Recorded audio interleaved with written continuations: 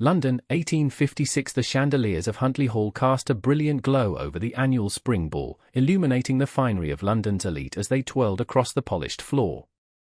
In the corner, partially hidden behind a marble column, Miss Beatrice Osborne stood alone, her gloved fingers fidgeting with the ivory fan that had belonged to her mother. At 6 feet tall, she towered over most of the young ladies present and even some of the gentlemen.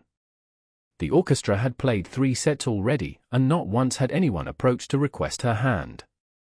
"The Osborne girl is frightfully tall, isn't she?" whispered Lady Pembroke to her companion, her voice carrying just far enough for Beatrice to hear. "Poor thing. 23 and still unwed. Her father's shipping fortune can only compensate for so much." Beatrice stiffened, forcing her face to remain placid though her cheeks burned. She had become accustomed to such remarks over the years, yet they never ceased to sting. Her unusual height had been the subject of whispers since her debut 4 seasons ago. The gossip columns had taken to calling her the Lighthouse of London society, visible from all corners of a ballroom yet perpetually alone. "Her dance card is entirely empty," replied the other woman with poorly concealed satisfaction. "Not surprising, really. What gentleman wishes to appear diminutive beside his partner?" Beatrice closed her eyes briefly, steadying herself. She had nearly convinced her father to allow her to retire from society altogether and devote herself to charitable causes in the countryside. One more disappointing evening, and perhaps he would finally relent. The grand doors at the far end of the ballroom suddenly opened, causing a ripple of excitement through the crowd. The orchestra faltered momentarily as all heads turned. "It's him," gasped Lady Pembroke. "The Earl of Westmoreland. They say he's finally returned from his diplomatic mission to Prussia." Beatrice allowed herself a glance at the newcomer, then found she could not look away. The Earl stood in the doorway, tall and commanding in his perfectly tailored evening attire. His dark hair was swept back from a face that poets might describe as hewn from marble, strong jaw, straight nose, and eyes that seemed to assess the room with intelligent detachment. Lord Gabriel Zephyr, the 7th Earl of Westmoreland, was indeed an imposing figure at well over 6 feet tall. Rumours about his 3-year absence from London had run rampant. Some said he had been engaged in secret diplomatic negotiations, others whispered of a broken heart or a duel gone wrong. Whatever the truth, his return was causing quite the stir. The Earl made his way through the crowd, acknowledging acquaintances with brief nods but stopping for no one. Beatrice observed how the younger ladies simpered in his wake, how mothers with eligible daughters suddenly found reasons to position themselves in his path. "He must choose a bride soon," Lady Pembroke whispered. "The earldom needs an heir, and he's already 30. My Sophia would make an excellent countess, don't you think?" Beatrice turned away, preparing to slip out to the terrace for a moment's respite from the oppressive atmosphere. She had taken but 2 steps when a deep voice halted her retreat. "Miss Osborne, I believe." She turned, startled to find the Earl himself standing before her, his expression unreadable. "Yes," she replied, attempting to mask her surprise with dignity. "Lord Westmoreland. I have just arrived and find myself in need of a partner for the next dance." His eyes, a striking shade of grey, met hers directly, a rare experience for Beatrice, who was accustomed to men looking up at her or avoiding her gaze altogether. "Would you do me the honor?" The conversation around them dimmed as nearby guests noticed the interaction. Beatrice felt dozens of curious eyes upon them, heard the whispers beginning anew. "A waltz is about to begin, my lord," she said quietly. "Perhaps you would prefer—" "I am perfectly aware of the dance, Miss Osborne," he interrupted, a hint of amusement in his tone. "It is specifically the waltz I wish to share with you." Bewildered but unwilling to refuse, Beatrice placed her hand in his outstretched palm. As he led her to the dance floor, she was keenly aware of the astonished expression surrounding them. "You have caused quite a sensation, Lord Westmoreland," she murmured as they took their positions. "Have I?" His hand settled at her waist as the first notes of the waltz began. "I was under the impression that causing sensations was terribly commonplace in London ballrooms." When they began to move, Beatrice experienced something entirely new, the freedom to dance without hunching her shoulders or feeling awkward. The Earl led with confidence, his height complementing hers perfectly. You dance well, Miss Osborne, he observed after executing a particularly skillful turn. As do you, my lord. Though I confess to some confusion regarding your choice of partner. His expression remained composed, but something flickered in his eyes. Is it so difficult to believe I might simply wish to dance with the most interesting woman in the room? Before she could formulate a response, the music ended. The Earl bowed formally, then straightened. The next dance is also a waltz, I believe. Would you honor me again, Miss Osborne? The request was unprecedented. To dance twice in succession with the same partner indicated a marked preference. Accepting would invite speculation. People will talk, my lord, she warned. People always talk, Miss Osborne. It is their primary occupation. A smile finally curved his lips. Shall we give them something substantive to discuss? Against her better judgment, Beatrice found herself nodding. And when the second waltz ended, Lord Westmoreland requested the third. By the time the supper break was announced, Beatrice had danced exclusively with the Earl, and the whispers had grown to a veritable chorus of speculation. I believe I have monopolized your evening, he said as he escorted her toward the refreshment room. Perhaps you would permit me to bring you a plate. That would be most kind, she replied, still bewildered by the turn of events. As the Earl departed on his errand, Beatrice found herself immediately surrounded by curious acquaintances. Their questions came in a flurry. How do you know Lord Westmoreland? What did he say to you during the dances? Has he called upon your father? Before she could address any of these inquiries, a familiar and unwelcome voice cut through the chatter. Well, well. The lighthouse has finally attracted a ship to her shores. Beatrice turned to find Mr. Howard Preston, a gentleman who had once courted her briefly before publicly declaring that he couldn't bear to be overshadowed by his own wife. He stood smirking, his current companion, a petite blonde barely out of the schoolroom, clinging to his arm. Mr. Preston, Beatrice acknowledged coolly. I wonder what brings the illustrious Earl to your side, Preston continued. Perhaps he mistook you for one of the gentlemen in this dim light. Several nearby listeners tittered nervously. Or perhaps, came a commanding voice, I simply recognize quality when I see it. The Earl had returned, carrying 2 plates. His expression as he regarded Preston was glacial. Lord Westmoreland, Preston stammered, his confidence faltering. I don't believe we've been introduced, the Earl said coldly. Howard Preston, my lord. We met briefly at, I'm certain we did not, the Earl interrupted. I make it a point to remember gentlemen, Mr. Preston, and you have made no such impression. He turned to Beatrice. Shall we find a quieter spot to enjoy our supper, Miss Osborne? As they walked away, Beatrice felt a curious mixture of gratitude and apprehension. You didn't need to defend me, my lord. I wasn't defending you, Miss Osborne. I was expressing my distaste for ill-mannered conversation. He guided her to a small table partially screened by potted palms. You strike me as perfectly capable of defending yourself, but social convention likely prevents you from doing so effectively. Beatrice studied him as they Saturday. You are something of a mystery, Lord Westmoreland. Half the room is wondering why you've singled me out this evening. Only half? I must try harder to perplex the remainder. His expression softened slightly. The truth, Miss Osborne, is disappointingly straightforward. I have spent 3 years in diplomatic circles where artifice and pretense reign supreme. Upon my return to England, I find myself craving honesty and genuine conversation. And you believe you'll find those qualities with me? I observed you for several minutes before approaching. You were the only woman in the room not actively strategizing how to secure my attention. Beatrice couldn't help but laugh.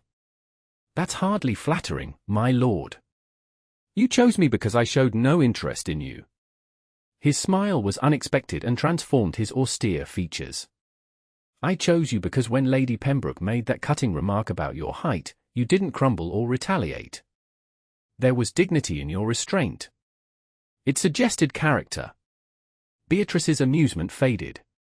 You overheard that? I have excellent hearing. a useful trait in diplomacy. He set down his fork. Tell me, Miss Osborne, what occupies your thoughts when you're not enduring these tedious social functions? The conversation that followed was unlike any Beatrice had experienced at a ball. The Earl asked about her interests with genuine curiosity, listening intently to her descriptions of the charitable work she hoped to pursue. She found herself speaking of her passion for educational reform, particularly for young women of limited means. My own mother was a governess before she married my father, she explained. She never forgot the limitations placed upon her by her station and gender. Your perspective is refreshing, the Earl remarked. Most young ladies prefer to discuss the latest fashions from Paris or which soprano is causing a sensation at the opera. Perhaps they simply tell you what they believe you wish to hear, Beatrice suggested. His eyes met hers with new interest. A fair observation. You, however, seem unconcerned with pleasing me.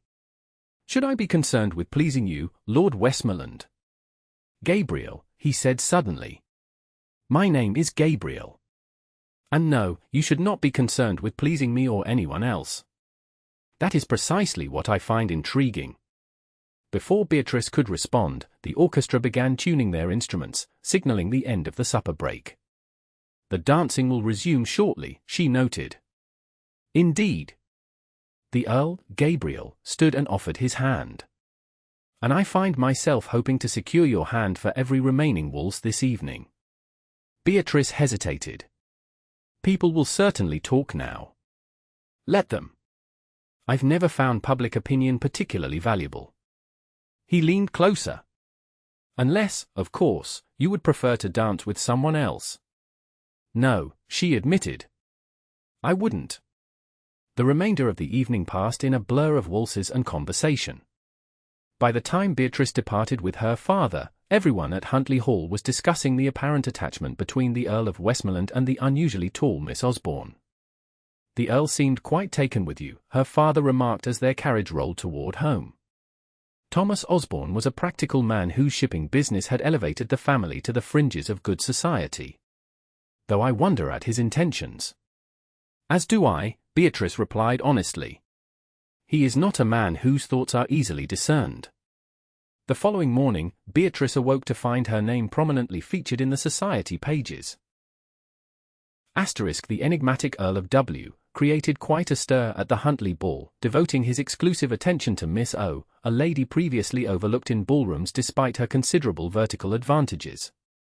Is the diplomatic Earl negotiating a more personal treaty, or merely standing tall against convention?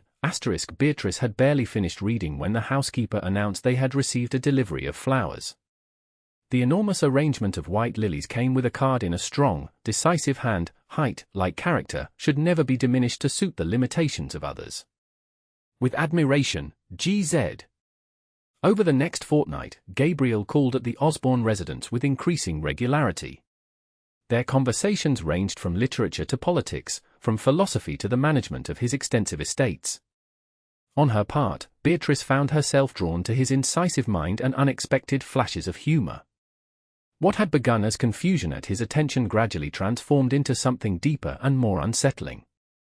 During an afternoon in the park, properly chaperoned by her aunt, Gabriel suggested they walk slightly ahead of their companion. I've received a letter from the Foreign Office, he said once they were out of earshot. They've requested my return to Prussia to continue negotiations. Beatrice felt a peculiar hollowness form in her chest. When must you leave? That depends entirely upon you. She glanced at him in confusion. Upon me? I don't understand. Gabriel stopped walking, turning to face her directly. I have no desire to return to diplomatic service, Beatrice. For 3 years, I dedicated myself to king and country at the expense of my personal happiness. I returned to England with the intention of settling my affairs, establishing my household properly, and, he paused, his expression uncharacteristically uncertain, finding a suitable countess. Beatrice's heart began to race. And have you found such a person? I believe I have. His grey eyes held hers steadily. But there is a complication. Which is? I find myself in the unprecedented position of caring deeply what she thinks of me.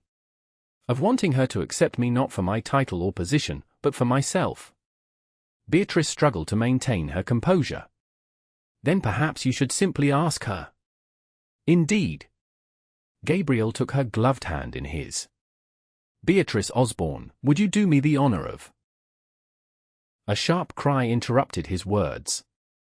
They turned to see Beatrice's aunt pointing frantically toward the street, where a carriage had overturned. The moment was lost in the ensuing commotion as Gabriel rushed to assist the passengers. Later that evening, a letter arrived for Beatrice, my dearest Beatrice, our conversation was interrupted at a most inopportune moment. I had intended to ask a question of great significance, but perhaps the setting was insufficient for such an important matter. Would you and your father do me the honor of dining at Westmoreland House tomorrow evening? I have matters of consequence to discuss with you both. Until then, I remain yours Gabriel Beatrice slept little that night, her mind filled with possibilities. By the time their carriage arrived at the Earl's London residence the following evening, her nerves were stretched taut as violin strings. Westmoreland House was magnificent, its marble facade imposing against the darkening sky. Footmen in livery escorted them through halls adorned with ancestral portraits and priceless art. Gabriel received them in a drawing room where a fire blazed welcomingly against the spring chill. Mr. Osborne, Miss Osborne, he greeted them formally, though his eyes lingered on Beatrice. Thank you for accepting my invitation. The dinner that followed was an elaborate affair served in a dining room that could have comfortably accommodated 30 guests rather than their intimate party of 3. Throughout the meal, Beatrice noticed Gabriel and her father exchanging meaningful glances, and occasionally lowering their voices in conversation while servants were out of the room. After the final course had been cleared and port had been served, Gabriel straightened in his chair. Mr. Osborne, I invited you here tonight to formally request your daughter's hand in marriage. Though she had suspected his intentions, hearing the word spoken aloud sent a shock through Beatrice's system. Her father, however, appeared unsurprised. My lord, while I am honored by your interest in my daughter, I feel compelled to inquire about the suddenness of this attachment. You have known Beatrice for less than a month. Gabriel nodded. A fair question. The truth is, I recognized something extraordinary in your daughter from our first meeting. Her intelligence, her principles, her strength of character, these qualities are rare in any circle, but particularly so in society drawing rooms. He turned to Beatrice. I had planned to court you properly over a longer period, but the Foreign Office's summons has accelerated my timeline. I must give them my answer within the week. And if I accept your proposal? Beatrice asked, finding her voice at last. Then I shall inform them I am needed in England to attend to my estates and my new countess. His expression softened. I would never ask you to accompany me abroad so soon after our marriage. Nor would I wish to leave you so quickly. Thomas Osborne cleared his throat. And if she refuses? Gabriel's jaw tightened almost imperceptibly.